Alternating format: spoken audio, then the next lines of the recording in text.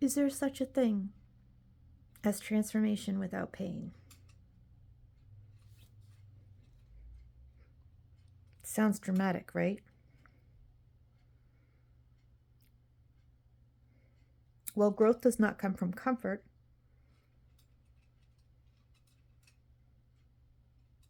Does it? There's only so much I can control being sick. I can choose what I do with the little bit of energy that I have in a day. I really want to dye my hair. I want to do something so I can feel like in control of my life. Ugh. I think I'm going to start with eating. My skin is a mess. Things will get better. Things will get better. Even if they don't seem it in the situation you're in, they will get better. But as soon as things are stable, I'm really looking forward to some kind of transformation in my life. I don't know what that's going to be. I think it's happening with or without my consent. Just the fact that I'm having these health issues. It's dissolving everything. Sounds batshit crazy, but anybody into symbolism? Anybody know about the butterfly goo phase? I keep cleaning my... Still does that. So, does the butterfly just magically form a chrysalis around itself? Like form a cocoon? Does the caterpillar magically form a cocoon and become a butterfly? Magic. Abracadabra. Does that happen? No. Is it beautiful in that cocoon? No. Is it a cocoon? No. It's a chrysalis. What's a chrysalis? When the caterpillar gets to a certain stage in its development, that it just keeps growing and molting and growing and molting and growing and molting till it cannot grow anymore. There's like the suppression hormone that is running throughout its life while it keeps eating and getting bigger and eating and getting bigger. Some kind of growth hormone that would force it into the change to become the butterfly. Okay. Why are you talking about butterflies? Because I'm in this fucking stage. I'm sorry. This is not delicate. This is not nice. This is reality. This is real life. And some parts are not pretty. The becoming part is not pretty. Whether it is psychologically growing into a new stage of your life, whether you're going through menopause, whether you're young and you're going through hormonal changes, puberty, whether you've moved out onto your own, whether you're an adult and the job isn't working for you and you need major changes and you have a whole life that's been built and things have to get torn down. Do we want to do that? No. Do we do it willingly? No. So sometimes life intervenes. And it's not fun.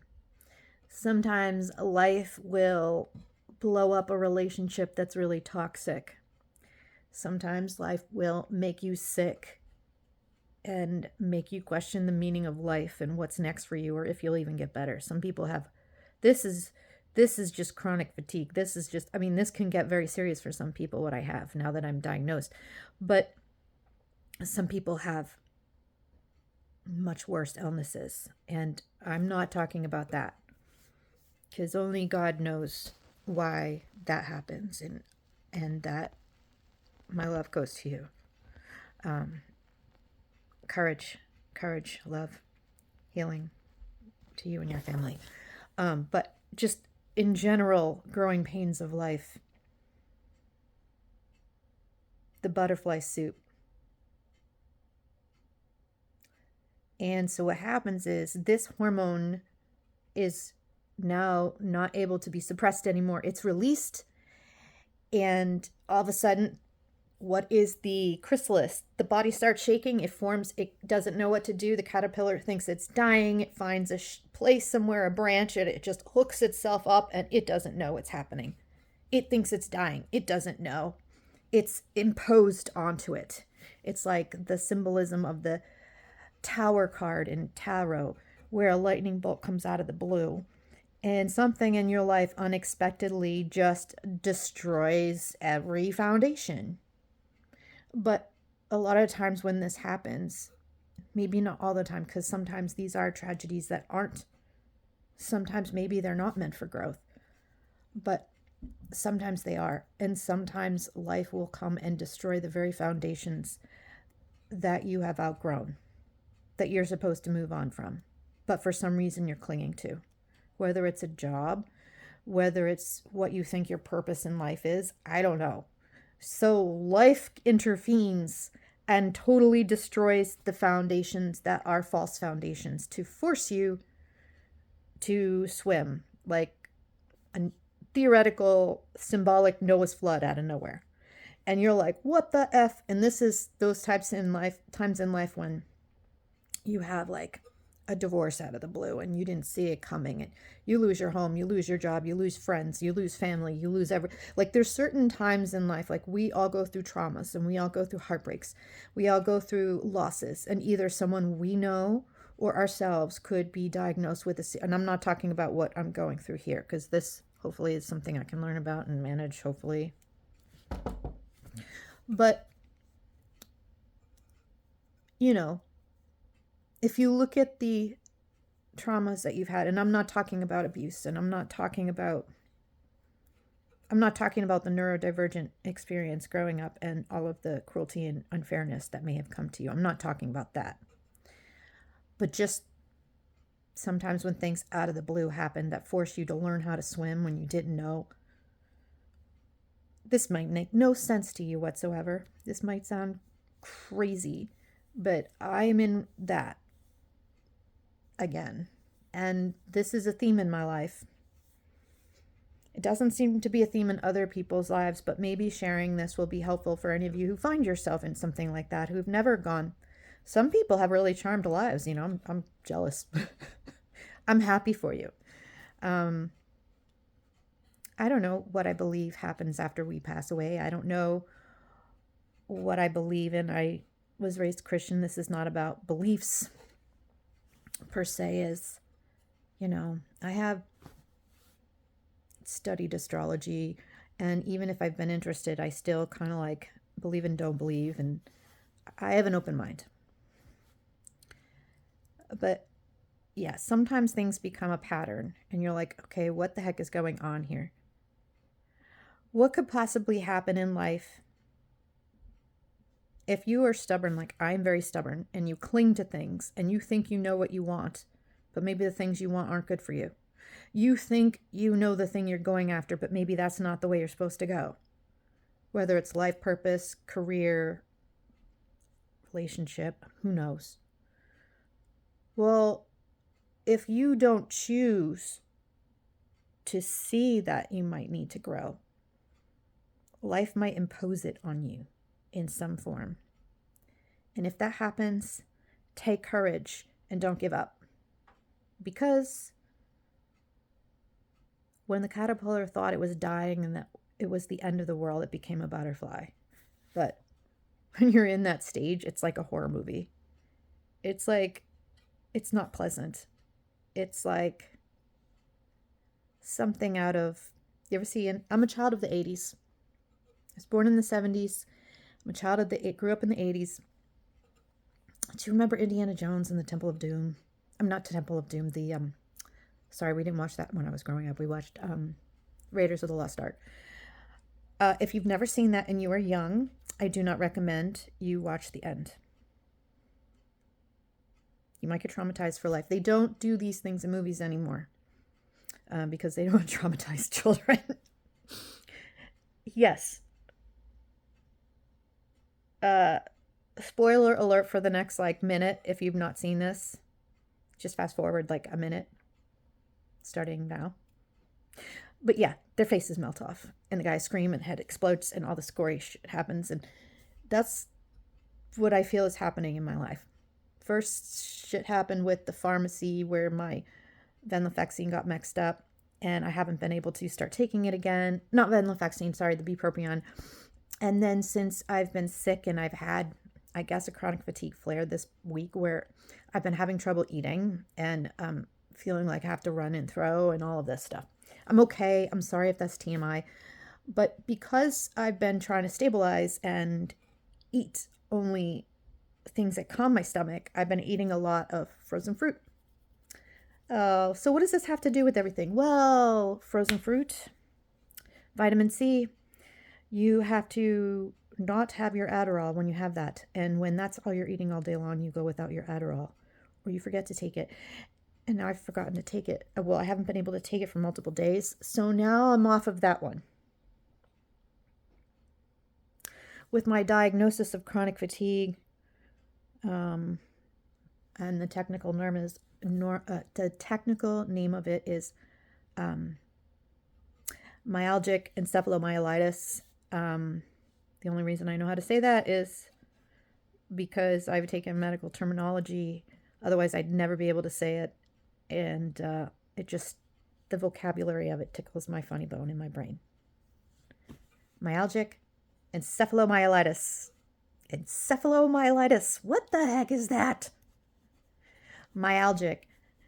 My muscle. Algic. The condition is at the end of the word. Let me know if you guys want me to teach you medical terminology so that when your doctor speaks doctor to you, I could probably translate it for you into normal speak. Myalgic, dermatitis and arthritis. Derma, skin, arth, joint, itis, inflammation of. So I'm not going to get in a big thing. I'll bore you to tears.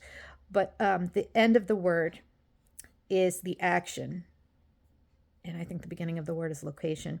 So myalgic. Algic is painful condition of. Itis is inflammation of. I know it's backwards. I think it has some kind of Latin.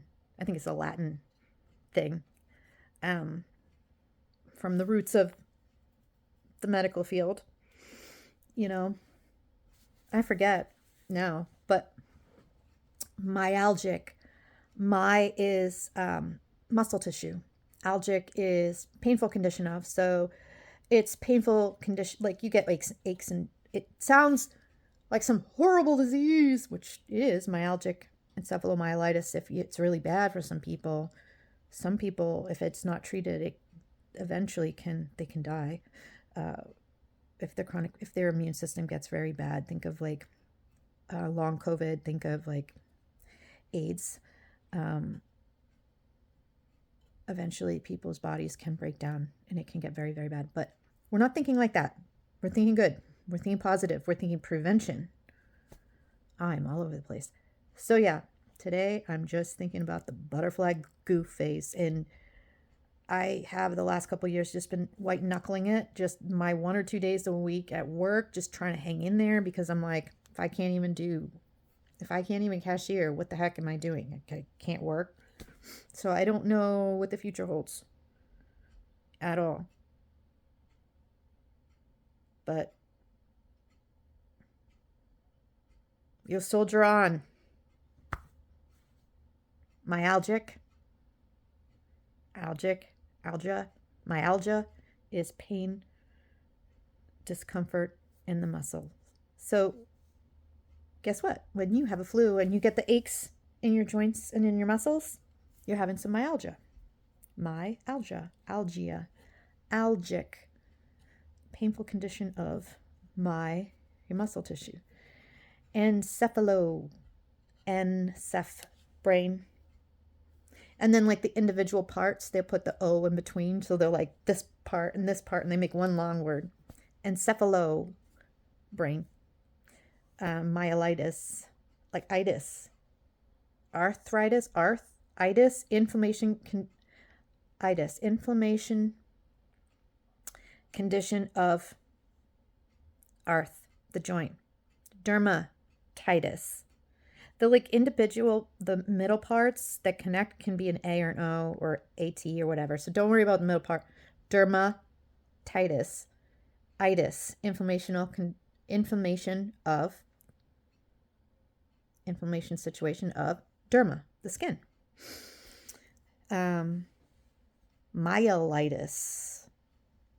What's myelitis? Myel is the spine, the spinal cord, or the bones. My mom has multiple myeloma. Myeloma. I'm going to have to like write it here. Myeloma. Oma is tumor or cancer of myel, and in that case, bone. So my mom has a bone cancer. And guess what? She recently has been found to be in remission. So now she is officially has no cancer in her body, which she was told when she was diagnosed many years ago, around 2008, 2009, that they told her in 2009 she had 5 years to live, and that she will always have it. And because of advances in medication and understanding and treatments, she was fortunate to catch it, for it to be diagnosed when it was.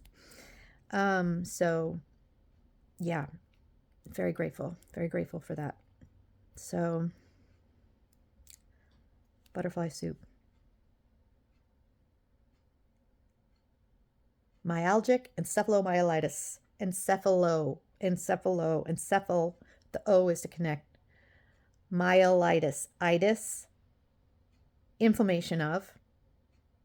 Myel, the spinal cord, and the brain. So, chronic fatigue was originally called, and before some, I guess, psychiatrists decided that they didn't believe it was real and started this PACE study and this whole other thing I just learned about. And that's why in the 80s and 90s, whatever, and they started thinking, oh, it's in your head. Because some psychiatrists who are biased, these particular people, and they were trained to look for conditions of things that are in people's heads. Geez, I wonder why they thought that, even though they had some medical evidence that it was caused by viruses like long COVID. Exactly the same thing. Long COVID can cause chronic fatigue, aka myalgic encephalomyelitis. Myalgic, pain in the muscles, discomfort in the muscles and the joints, and inflammation of the spinal cord and the brain. Ooh, sounds scary, right? Well, it has to do with the inflammatory response and your immune system. And incidentally, it seems to be a hallmark regardless of which cause you have, whether you have certain viruses that caused it. Well, we can talk if you're interested, if you want to learn science stuff. I don't know if this video is any good. I just felt like popping in here and talking about how I am in the butterfly soup phase. Nothing is working the way I think. And I submit. If life is going to come and force you to learn a lesson and you're stubborn like me and you think you know everything but you don't, what's going to force you to learn? Life coming in and go, yep, guess what? We gave you a chance all these years. We gave you a chance. You're not figuring it out. So we're just going to... Yep. Oh, you're dependent on this medication. Well, we don't want you on it anymore. Don't stop taking your medication because this happened to me. This is just my particular situation. Don't do it. Don't do it. I talk a lot about why you should never just stop. I think because I'm 2 years post-menopausal, that my brain was not making enough of the serotonin anymore. So it really, but it could be dangerous for somebody else. It's just a terrible situation that happened to me. That's just random. It might not ever happen to anyone else. And I have two of my medications that I'm not on. So we'll find out what happens. And I'm sorry. I'm sorry to you guys who watch these videos, because I started this channel because I wanted to be inspirational. I wanted to share with you the things that helped me.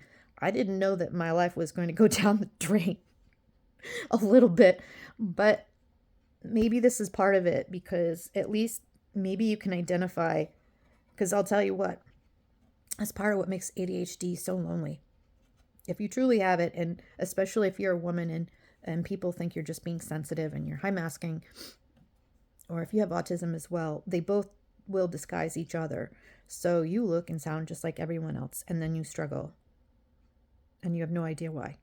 So anyway, if your life feels like it's being totally destroyed by outer circumstances outside of your control, hang in there. Because on the other side, you might become like some kind of amazing fucking butterfly. Yeah, transformation. Transformation is not for the faint of heart. The phoenix sets itself on fire, burns the old self. This doesn't mean for you to just go and decide to just destroy everything in your life. But yeah, I'm relating to the butterfly part more, because it's kind of like a hormonal thing that's imposed on it, like menopause, and it doesn't know it's happening. It just happens to it. So it's kind of interesting. I'm hanging in there. Are you guys hanging in there? Anything good? Anything new and exciting in your world? I am looking forward to getting answers. I'm going to make that phone call today. I've been avoiding it for days. I think because this whole past week, this whole thing about me getting a diagnosis has just like, and the fact that she didn't tell me it necessarily, we were discussing it. But I didn't see until I actually got the paperwork back that she did diagnose me with that. And she's a busy doctor, and she didn't